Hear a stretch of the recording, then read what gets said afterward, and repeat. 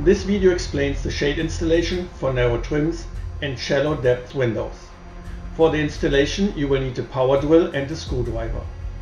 Please take your shade and the mounting parts out of the clear box and place everything onto a clean surface.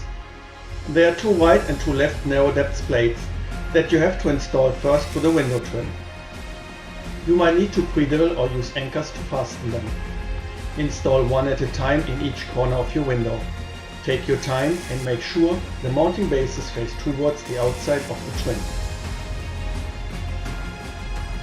Now take your shade and get it ready for the installation. Pull the mounting shoes out of the rails and unwind the cords on both sides. Untangle them if necessary. The mounting shoe with the magnet goes on the top. Hang both mounting shoes first by sliding them over the bases. Make sure that the adapters for the handles are facing towards you.